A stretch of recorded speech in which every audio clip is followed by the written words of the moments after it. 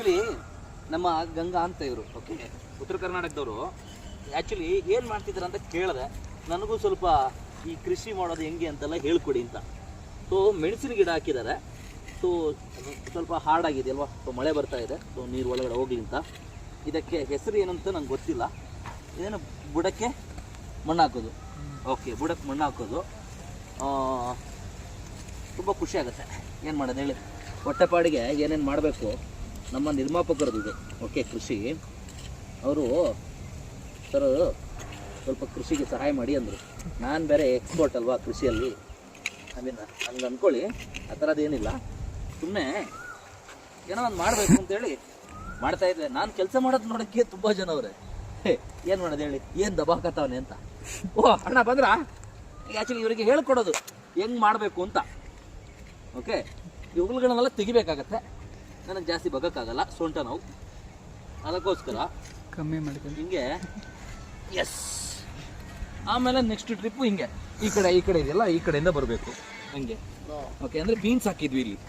ಮೊದಲು ಬೀನ್ಸ್ ಹಾಕಿದ್ವಿ sir. Beans ಅಲ್ಲ ಅದು, ಅಲ್ಲ ಕಣ, ಮೊದಲು ಬೀನ್ಸ್ ಹಾಕಿದ್ವಿ. ಬದನೆಕಾಯಿ ಗಿಡ ಅದು, ಮೆಣಸಿನಕಾಯಿ ಗಿಡ ಅಂತ ನಿಮ್ಗೆ ಹೇಳೋರು ಅಷ್ಟೇ. ಮೆಣಸಿನಕಾಯಿ ಗಿಡ, ನನ್ನ ಮಗ ಬದನೆಕಾಯಿ ಗಿಡ ಅಂತವನೆ.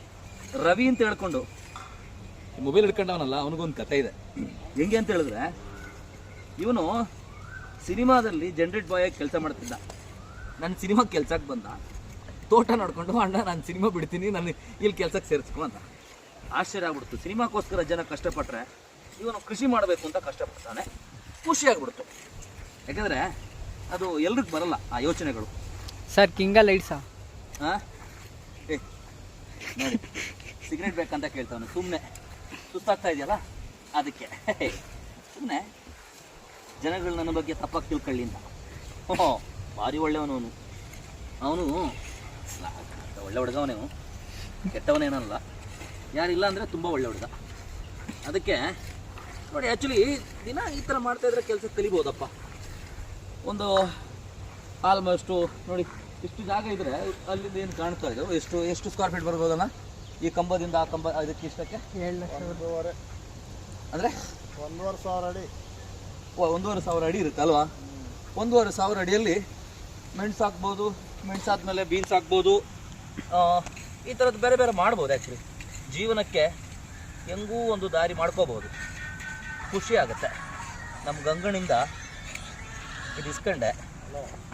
ಗಂಗಾ ಅಂತ ಹೇಳಿದ ತಕ್ಷಣ ಹೆಣ್ಣಲ್ಲ, ಗಂಡು, ಗಂಗಾಧರ ಅಂತ ಪ್ರೀತಿಯಿಂದ ಗಂಗಾ ಅಂತ ಕರಿತೀವಿ. ಓಕೆ, ಗಂಗೆ ಬೇರೆ ಕಾರ್ ಓಡಿಸೋಕೆ ಕರಿತಾ ಇದ್ದಾರೆ. ಓಕೆ, ಪ್ರೊಡ್ಯೂಸರ್ ಬೇರೆ ಕಾರ್ ಕೊಡ್ತಾ ಇದ್ದಾರೆ ಗಾಡಿ ಓಡಿಸು ಅಂತ. ಓಕೆ,